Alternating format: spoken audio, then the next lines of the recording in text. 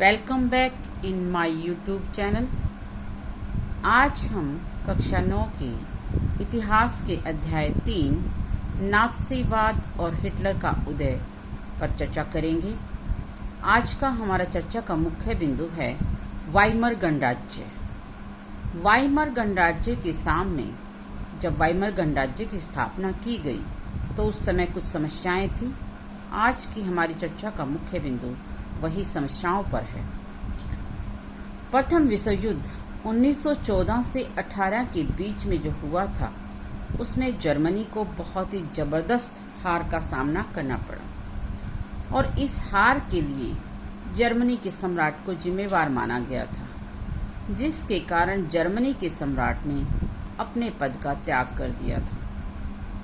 और उसके बाद वहाँ पर जो विभिन्न पार्टियां थी जिनका विचार ये था कि संसदीय पार्टियां बनाई जाएं, देश को एक नया राजनीतिक ढांचा दिया जाए, उन्होंने वाइमर नामक स्थान पर एक राष्ट्रीय सभा की बैठक बुलाई और उस सभा के अंदर संघीय आधार पर एक लोकतांत्रिक का तात्पर्य हमारा लोगों की भलाई के लिए लोगों के द्वारा संविधान पारित किया गया। इस संविधान में को ही वाइमर संविधान और उस समय के जर्मनी को वाइमर गणराज्य कहते थे। गण का मतलब समूह से है। वाइमर गणराज्य के सामने वाइमर गणराज्य की स्थापना के समय निम्नलिखित समस्याएं थी। इसमें सबसे प्रमुख समस्या थी वाइमर गणराज्य को वर्साय की अपमानजनक संधि पर हस्ताक्षर करने पड़े। अब हम चर्चा करते हैं वर्साय की ये संधि क्या थी। यहाँ पर वर्साय की अगर हम बात करें तो वर्साय एक संधि थी। इस संधि की वजह से जर्मनी को अपने सारे उपनिवेश, जिस प्रकार भारत इंग्लैंड का उपनिवेश था, उसी प्रकार जर्मनी के भी विश्व के विभिन्न क्षेत्रों में अब विभिन्न उपनिवेश स्थापित थे। वे सारे उपनिवेश और जर्मनी का अपना 75% लौह भंडार, इसके अलावा 26% कोयले के भंडार उसे इस संधि के दौरान फ्रांस, पोलैंड, लिथुआनिया और डेनमार्क के हवाले करने पड़े। दूसरा बिंदु है, इसे मित्र राष्ट्रों को युद्ध की क्षतिपूर्ति के लिए 6 अरब पौंड का जुर्माना चुकाना पड़ा।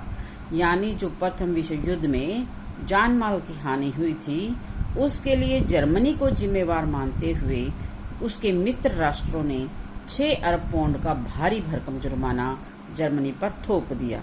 और ये जुर्माना चुकाने के लिए जर्मनी को विभिन्न प्रकार से राशि उपलब्ध करानी पड़ी। विभिन्न साधनों से इसने राशि जुटाई और इससे पहले ही देश के आर्थिक हालात खराब होते हुए जर्मनी के ऊपर कर्ज का बोझ बढ़ गया। तीसरा है, देश में उद्योग और व्यापार प्रथम विश्व युद्ध के कारण पिछड़ गए थे और जब धन की समस्या आई तो बेरोजगारी की दर भी बढ़ गई। चौथा बिंदु है, वाइमर गणराज्य द्वारा 1923 में जब ये कर्ज नहीं चुकाया गया, यानी हर्जाना का मतलब है जब हम किसी का नुकसान करते हैं तो उसके बदले में हमें धन से उसकी पूर्ति करनी पड़ती है। 1923 में वाइमर गणराज्य के पास इतनी दयनीय हालात हो गई थी कि उसके पास ये पैसा चुकाने का कोई साधन नहीं था, जिसका परिणाम फ्रांस ने उसके सबसे प्रमुख औद्योगिक क्षेत्र रूर पर कब्जा कर लिया।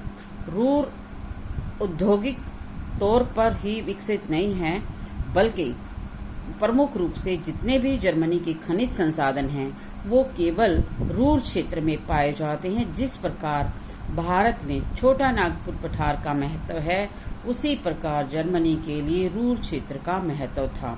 वह महत्वपूर्ण क्षेत्र भी उसे अंत में फ्रांस को देना पड़ा।